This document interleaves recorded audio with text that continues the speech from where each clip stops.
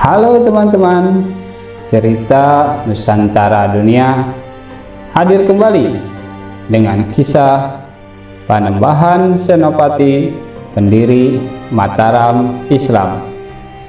Sebelum teman-teman menyaksikan dan mendengarkan video ini, jangan lupa untuk subscribe, like, komen, share, serta nyalakan notifikasinya.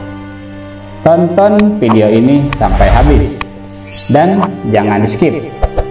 Mari kita mulai ceritanya. Panembahan Senopati, pendiri Mataram Islam. Wahyu yang didapat Danang Sutawijaya sebelum menjadi Panembahan Senopati Mataram Islam. Setelah bersemedi dan bertapakur di tengah samudra pantai Parangtritis, memohon kepada Gusti Allah agar dirinya diizinkan untuk menjadi raja di tanah Jawa. Danang Sutawijaya lalu berjalan di atas air menuju darat.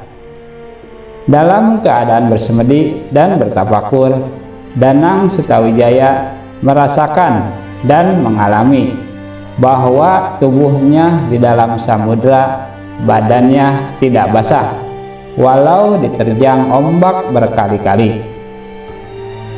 Begitu dekat dengan bibir pantai, alangkah terkejutnya dia melihat Sunan Kalijaga berdiri di sana. Dia lalu bersujud dan memohon ampun karena telah berani menyombongkan diri dengan ilmunya itu. Sunan Kalijaga lalu berbicara kepada Danang Sutawijaya, "Bangunlah, hai putra Ki Gede Pemanahan, janganlah menuruti kelemahan hati yang menyuarakan keserakahan. Hilangkanlah bisikan setan itu. Bangkitlah, hai murid Jaka Tingkir." Danang Sutawijaya lalu bangkit. Sunan Kalijaga kemudian bertanya kepadanya, "Apakah benar kau sangat ingin menjadi raja yang menguasai tanah Jawa ini?" Danang Sutawijaya lalu mengangguk perlahan. Sunan Kalijaga bertanya lagi, "Meskipun itu berarti kau harus berhadapan dengan guru sekaligus ayah angkatmu Sultan Hadiwijaya dan berperang dengan seluruh negeri Pajang yang selama ini menjadi negeri tumpah darahmu dan tempat almarhum ayahmu mengabdi." Danang Sutawijaya lalu menundukkan kepalanya. Tubuhnya berguncang, air matanya meleleh, lalu pelan-pelan berkata, "Hamba selalu memohon petunjuk kepada Gusti Allah, namun belum mendapatkan petunjuknya. Mungkin Gusti Allah memberikan petunjuknya lewat Kanjeng Sunan." Sunan Kalijaga tersenyum, lalu kembali membuka mulutnya. "Baiklah, Danang Sutawijaya, akan kuberikan pelajaran yang amat tinggi dari Kanjeng Rasul untuk mencapai kebahagiaan dunia dan akhirat." Sunan Kalijaga menghela napas sebelum memberikan wejangannya. Lalu sambil duduk di atas sebuah batu karang, dia memulai wejangannya. Kepada Danang Sutawijaya, "Perang itu sesungguhnya hanyalah suatu alat penghancur untuk menghilangkan kerusakan yang disebabkan oleh kebatilan, diganti dengan yang baru. Timbulnya suatu peradaban itu adalah karena perombakan dari yang silam yang manusia rusak sendiri. Agama Islam lahir sebagai agama penutup. Tidak akan ada lagi agama yang diridhoi oleh Gusti Allah selain Islam. Kitab suci Al-Quran lahir sebagai pelengkap dari semua kitab suci sebelumnya, yaitu Taurat, Zabur, dan Injil.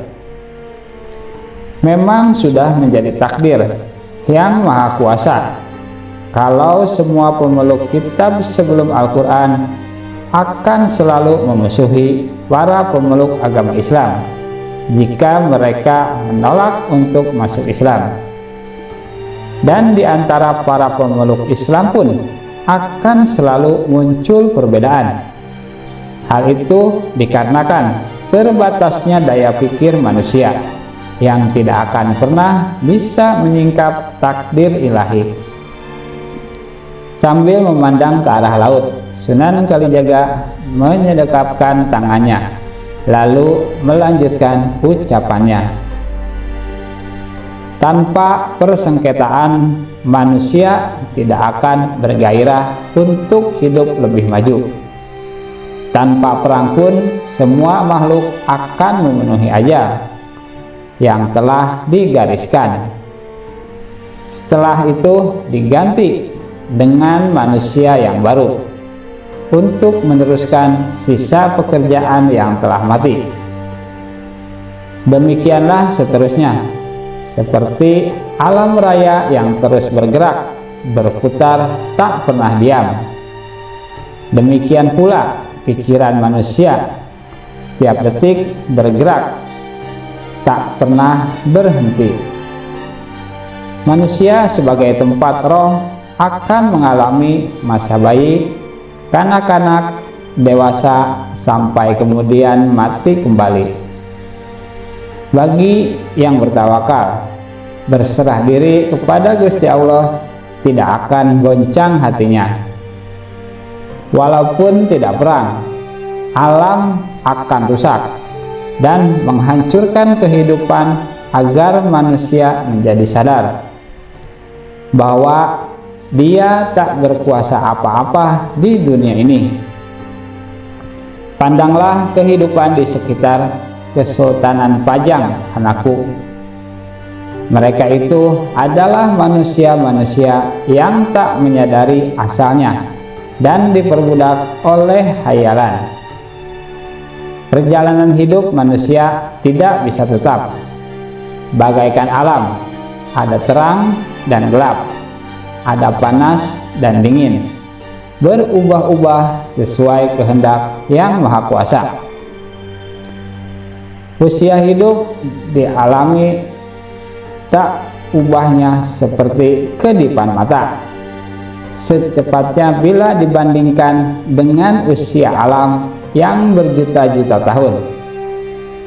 Oleh sebab itu, terimalah segala derita ataupun semua cobaan dengan ikhlas, nerima kepada yang telah digariskan oleh Gusti Allah. Sunan Kalijaga lalu mengelus-elus jenggotnya.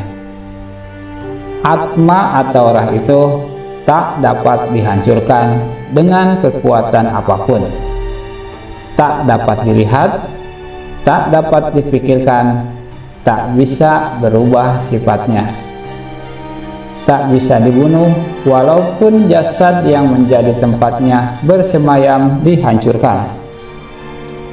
Sebuah makhluk pada permulaannya tidak tampak. Setelah melalui nafsu birahi antara pria dan wanita disatukan, barulah dibentuk dalam rahim. Setelah dilahirkan, barulah nampak. Semenjak kecil hingga tua bangka, mereka tak menyadari bahwa mereka berasal dari tak nampak, yaitu tiada. Kematian menjadi momok ketakutan bagi yang tak mengenal atmanya. Orang seringkali memperbincangkan tentang roh. Meskipun demikian, hanya beberapa orang saja yang mengerti pada sifat abadi itu. Ada dan tiada sama saja bagi siapa yang sesungguhnya mengetahui sajati ning kebenaran. Yang menguasai manusia di alam lahir ialah panca indera, sedangkan atma adalah pendukung raga seluruhnya. Lahirnya panca indera setelah menjelma menjadi manusia, sedangkan atma sudah ada sebelum manusia lahir ke dunia. Tetapi janganlah menyekutukan atma dan panca indera, karena di dalam panca indera itu terdapat nafsu pikiran, itikat perasaan, dan akal.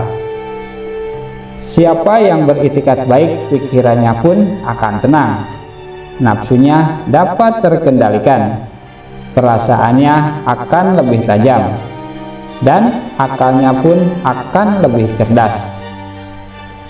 Siapa yang dapat mengendalikan seluruh panca inderanya dan memusatkan akal budinya terhadap atma untuk bersujud berserah diri kepada ilahi, dialah yang akan menemukan kebahagiaan sejati nan abadi dunia akhirat.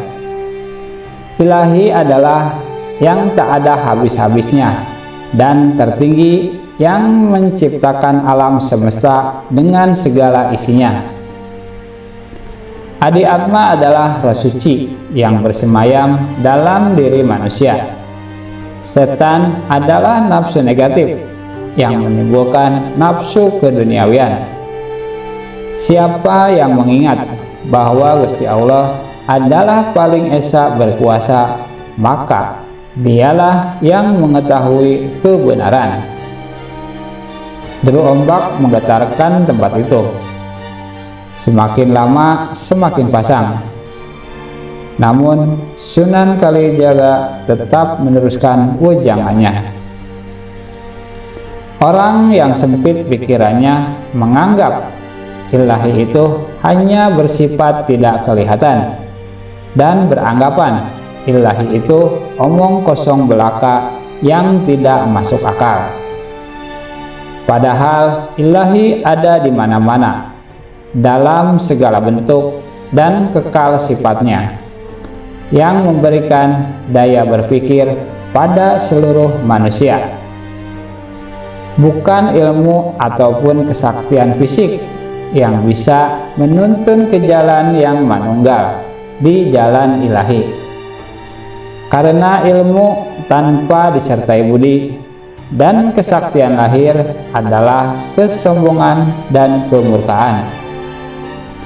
Dia yang beriman, bertakwa, dan bertawakal kepadanya, dan berikhtiar mempersatukan diri dengan ilahi sambil menjalankan kebajikan dan menyebarkan ajaran ilahi, dia akan mencapai sifat yang diridhoi Gusti Allah untuk menjadi khalifah umatnya. Apa yang disebut pri kebajikan adalah rendah hati, jujur, sabar, dapat melepaskan pikiran dan hawa nafsu keduniawian, dan tidak menyimpan kebencian. Siapa yang melihat bahwa benda yang saling bunuh dan bukan rohnya, siapa yang mengakui segala yang terjadi akibat kesalahannya sendiri, dialah yang menerima. Bangkitlah engkau Danang Sitawijaya anakku, kalahkanlah semua musuh-musuhmu, karena engkau adalah alat untuk melenyapkan angkara murka dan membentuk kehidupan yang baru di tanah Jawa ini. Sesungguhnya tanpa peranmu pun orang-orang Pajang yang berlindung di bawah kekuasaan Sultan Hadiwijaya sudah mati karena diliputi oleh benci dan dendam. Mereka orang-orang yang berlindung di bawah kekuasaan Sultan Hadiwijaya untuk melampiaskan hasrat serakahnya seperti serigala-serigala yang terkurung api, sebentar lagi hangus terbakar. Janganlah bersedih hati menghadapi ujian ini, Danang Sutawijaya. Semua yang kukatakan ini adalah ilafat dari Gusti Allah demi memberimu petunjuk atas permohonanmu kepada Gusti Allah siang dan malam. Wahyu keprabon untuk memimpin umat di tanah Jawa ini telah berpindah dari Sultan Hadiwijaya kepadamu, karena Pajang telah rusak oleh orang-orang yang serakah. Namun ketahuilah, Mataram akan berumur pendek dari mulai engkau, anak dan cucumu. Cucumu akan menjadi raja yang sangat kaya. Mataram akan mencapai puncak kejayaannya. Namun Mataram akan rusak oleh cicitmu, karena bersekutu dengan orang-orang asing, bertumbuh tinggi besar, berkulit putih, berambut seperti rambut jagung, yang akan menyengsarakan seluruh umat di tanah Jawa ini. Kerusakan Mataram akan ditandai dengan munculnya bintang kemukus setiap malam. Sering terjadi gerhana matahari dan gerhana bulan. Gunung Merapi sering bergolak dahsyat. Danang Sutawijaya mengangkat kepalanya. Yang Kanjeng Sunan Mujangkan benar-benar meresap dalam sanubariku. Hamba bersyukur, ternyata Gusti Allah mengabulkan permohonan hamba dan almarhum ayahanda. Namun yang belum saya mengerti, mengapa di jagat ini begitu banyak aliran kepercayaan. Sunan Kalijaga lalu menjawab, sumbernya hanya satu, seperti sumber air gunung yang sangat bersih, tanpa ada kotoran mengalir ke bawah. Lalu beranak sungai di hulu, dialirkan ke setiap arah untuk dipergunakan macam-macam keperluan seperti meminum, mencuci, mengairi sawah, dan lain-lain, sehingga kotor, sulit untuk dibersihkan kembali. Begitupun pengertian tentang Tuhan. Siapa yang memuja Allah Subhanahu wa Ta'ala, dia akan pergi kepada Gusti Allah. Siapa yang memuja dewa, dia akan pergi kepada dewa. Siapa yang memuja jin, dia akan pergi kepada jin. Siapa yang memuja leluhur, dia akan pergi kepada leluhurnya. Namun tetaplah semua akan kembali kepada satu sumbernya, yaitu Sang Maha Pencipta, Gusti Allah Subhanahu wa Ta'ala. La ilaha illallah, tiada Tuhan selain Allah. Ada pula orang-orang yang menyerahkan hartanya sebagai bakti kepada ilahi, namun di balik hatinya ia meminta kembalinya yang lebih besar. Itu namanya murka. Ada orang yang berpura-pura memuja ilahi, namun mengharapkan upah. Dia tidak akan sampai kepada ilahi. Begitulah pengertian tentang Tuhan. Diolah beraneka ragam hasil pengertian akal tanpa budi, iman dan takwa. Tidak demikian dengan orang yang beriman dan bertakwa.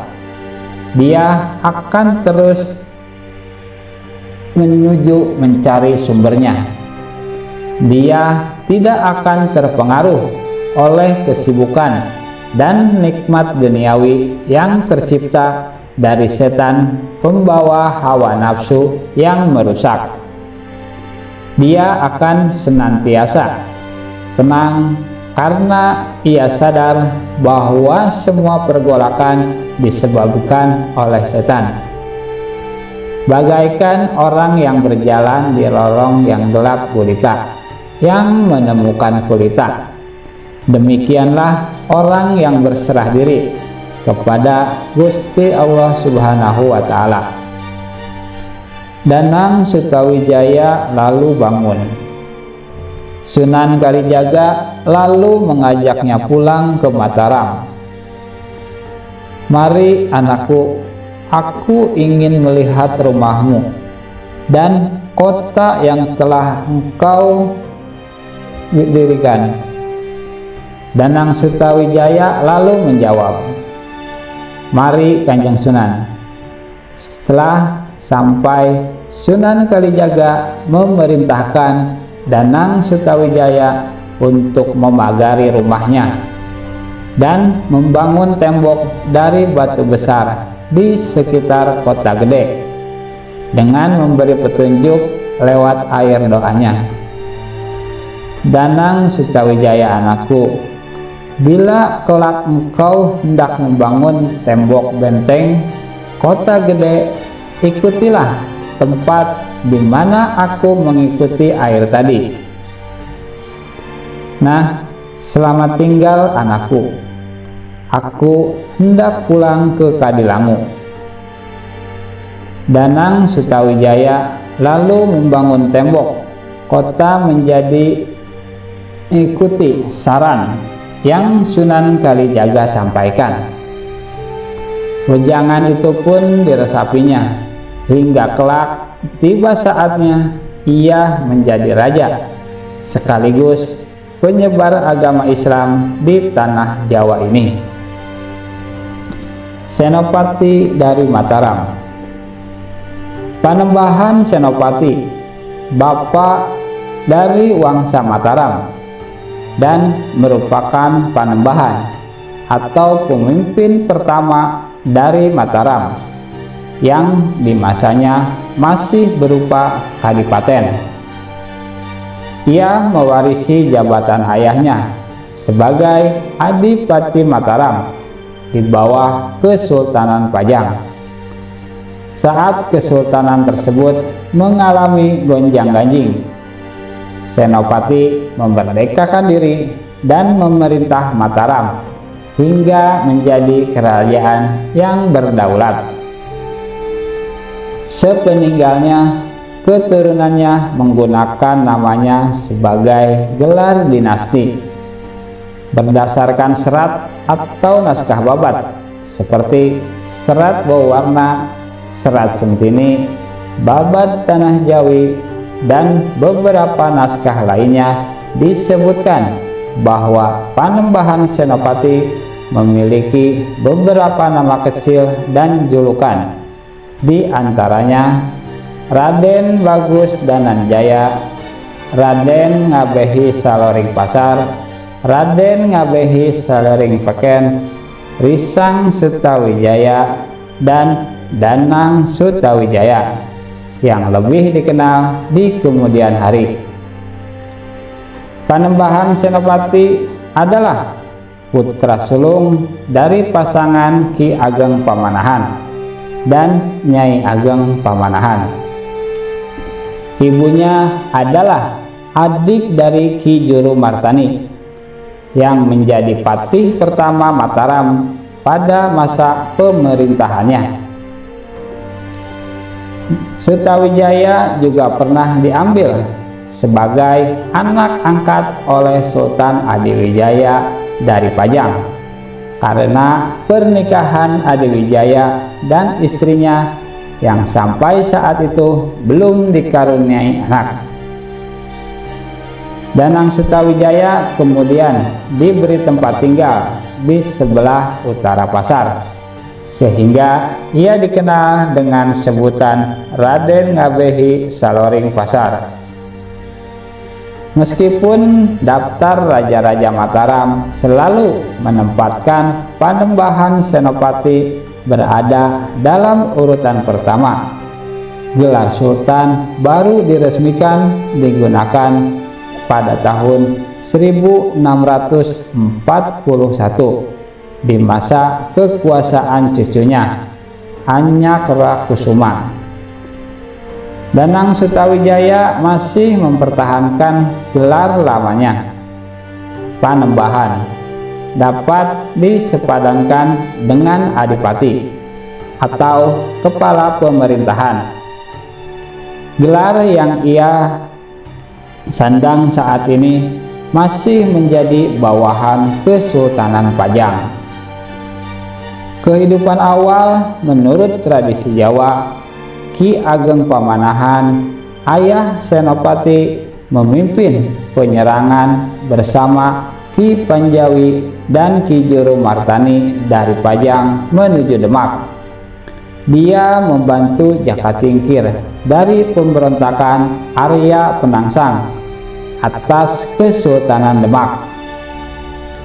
Panembahan Senopati yang juga anak angkat Sultan Adiwijaya ikut serta membantu ayahnya Ki Ageng Pamanahan dalam sayembara melawan Arya Penangsang. Karena Adiwijaya mengkhawatirkan putra angkatnya turut dalam melaksanakan tugas tersebut, ia memberikan bantuan pasukan Pajang untuk membantunya berperang. Perang antara pasukan Pajang melawan Arya Penangsang terjadi di dekat Bengawan Sore. Berkat siasat cerdik yang disusun Ki Juru Martani, Arya Penangsang berhasil dikalahkan di tangan Panembahan Senopati. Ki Ageng Pamanahan berjanji setia kepada Sultan Adiwijaya yang memberinya izin mendirikan tanah perdikan atau kadipaten di Mentau yang saat itu merupakan wilayah selatan Pajang. Pada tahun 1584, Panembahan Senopati menjadi adipati, menggantikan ayahnya yang telah meninggal. Sementara itu di Pajang sedang terjadi perebutan kekuasaan besar-besaran yang terjadi setelah Sultan Adiwijaya wafat pada tahun 1582. Pewaris Adiwijaya adalah Pangeran Benawa yang digulingkan tahtanya oleh Arya Pangiri. Arya Pangiri adalah menantu Sultan Adiwijaya yang menjadi Adipati Demak. Ia didukung Panembahan Kudus merebut tahta Pajang pada tahun 1583 dan menyingkirkan Pangeran Benawa. Sejak saat itu Mataram mulai melepaskan kekuasaannya dari Pajang. Di bawah Panembahan Senopati, Mataram mulai melancarkan kampanye militer melawan Pajang. Senopati memang ingin menjadikan Mataram sebagai kerajaan yang merdeka. Ia sibuk mengadakan persiapan, baik yang bersifat material ataupun spiritual. Senopati juga berani membelokkan para mantri pamajegan dari Kedu dan Bagelen yang hendak menyetor pajak ke Pajang. Para mantri itu bahkan berhasil dibujuknya sehingga berdatangan kepadanya dengan harapan dapat melemahkan Pajang. Selain itu, Pangeran Benawa kemudian bersekutu dengan Senopati karena pemerintahan Arya Pangiri dinilai sangat merugikan rakyat Pajang. Perang antara Pajang melawan Mataram pun terjadi dengan akhir kekalahan Arya Pangiri. Pangeran Benawa akhirnya diangkat menjadi Raja Pajang. Selama periode itu tidak ada putra mahkota yang menggantikan Pangeran Benawa. Ia berwasiat agar Pajang bergabung dengan Mataram. Senopati ditunjuk untuk menggantikan posisinya. Pajang sendiri kemudian menjadi bawahan Mataram, dengan Pangeran Gagak Banding sebagai adipati yang tak lain adalah adik Senopati. Maka sejak tahun 1586 Senopati menjadi raja pertama Mataram bergelar Panembahan. Ia tidak memakai gelar Susuhunan atau Sultan karena menghormati Sultan Adiwijaya dan Pangeran Benawa. Pusat pemerintahannya terletak di Kota Gede. Kampanye militer yang dilakukan Senopati setelah meninggalnya Sultan Adiwijaya adalah pendudukan daerah-daerah Brangwetan yang banyak melepaskan diri dari Pajang. Persekutuan Adipati Brangwetan tetap dipimpin Surabaya sebagai kadipaten terkuat. Pasukan mereka berperang melawan pasukan Mataram di Mojokerto, namun dapat dipisah utusan ke Sunan Giri. Selain Pajang dan Demak yang sudah dikuasai Mataram, daerah Pati juga sudah tunduk secara damai. Pati yang saat itu dipimpin Adipati Pragola putra Ki Panjawi. Kakak perempuannya Waskita Jawi menjadi permaisuri Senopati, bergelar Kangjeng Ratu Mas. Hal itu membuat Pragola menaruh harapan bahwa Mataram kelak akan dipimpin keturunan kakak perempuannya. Pada tahun 1590, gabungan pasukan Mataram, Pajang, Pati, dan Demak bergerak menyerang Madiun. Adipati Madiun adalah Rangga Jumena, putra bungsu Sultan Trenggana, yang telah mempersiapkan pasukan besar menghadang penyerangannya. Melalui siasat yang cerdik, Madiun berhasil ditundukkan. Rangga Jumena melarikan diri ke Surabaya. Rangga Jumena setelah mengalami kekalahan kemudian mengandalkan putrinya yang cantik, yaitu Ratna Dumila, untuk membuat siasat mengalahkan Panembahan Senopati. Bujuk rayu Senopati yang berwajah tampan dan tegap dapat menaklukkan Ratna Dumila, karena Senopati datang ke Madiun bukan untuk menaklukkan, melainkan untuk mempersatukan darah Mataram dan darah Demak agar dapat menjadi kerajaan yang bersatu. Ratna Dumila sebagai seorang wanita terhormat tidak mau menyerah kepada bujuk rayu Senopati dan perlu membuktikan bahwa Senopati unggul dalam peperangan. Setelah terbukti kesaktian Senopati, akhirnya Ratna Dumila menyerah dan dipersunting oleh Panembahan Senopati.